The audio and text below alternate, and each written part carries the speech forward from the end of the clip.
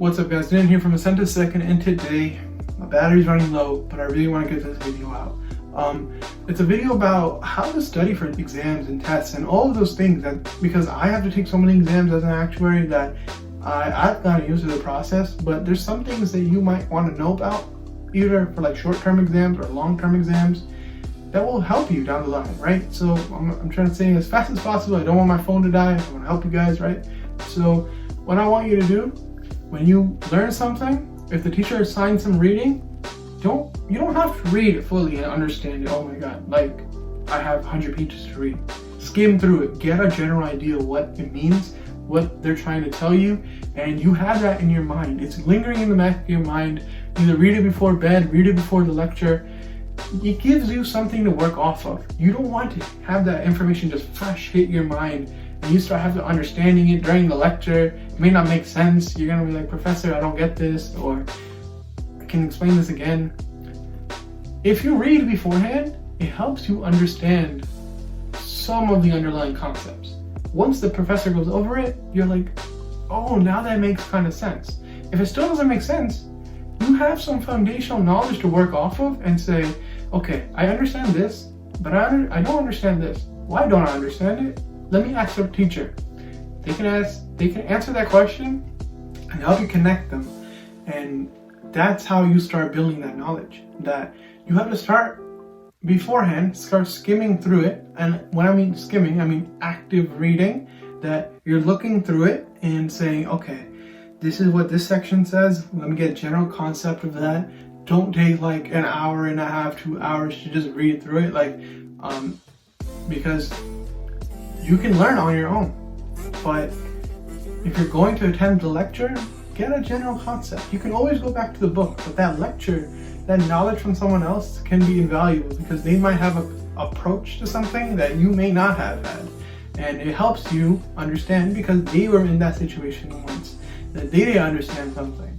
And getting their perspective on it helps you learn. And that's how you should start approaching exams, tests, quizzes, whatever it may be. And that's for like in-class tests. How about for like SATs and like exams I have to take, like actuarial exams that are very long and a lot of material, or I don't know what's going to be on it sometimes because it's very random, right? And so in that respect, you want to study and keep taking practice exams of prior exams, right? But you want to understand that what are the common questions they always ask, because there's some questions that they always ask that are similar to change up the words, but they always want to test that foundational knowledge. They want you to learn something and they want to test your knowledge whether or not you know that or not. And if you know that, you can apply that concept to it because they just changed a few words. And if you know that concept, boom, you got the answer, right? And so that's what you should start doing, nailing down concepts and saying, okay, this is what I know, this is what I don't know. And sometimes they just might throw a brand new topic at you, right? And that's when you have to apply your own knowledge. And the only way you get that knowledge is from learning and from consuming more and putting and investing time. And that's how you should begin to start studying actively, not passively, just going through your notes and saying, okay, this is how this goes and this is how it helps me. And that, because that doesn't help you, right? Because you're not learning, you're not going to remember it. We forget 80% of what we learned in the past 48 hours. 80%. Now think about 20% every 2 days. That's what you carry on, and that 20% keeps on decaying over time. That's why we have very small pieces of knowledge of what we learned prior that just pop up in our mind, because that's that small 0.2 probability that we had, right? The 20% of knowledge we have deteriorates over time. We have a few facts left over. And so maximize it. Associate sounds and noises to what you learn.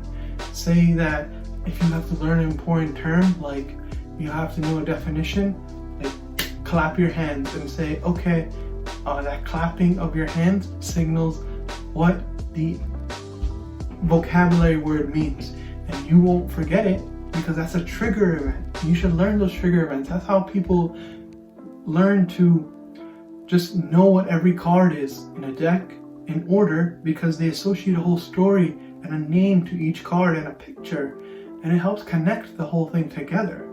And so it's a way of approaching the whole topic in a different light that helps you understand it better. It's almost like an acronym.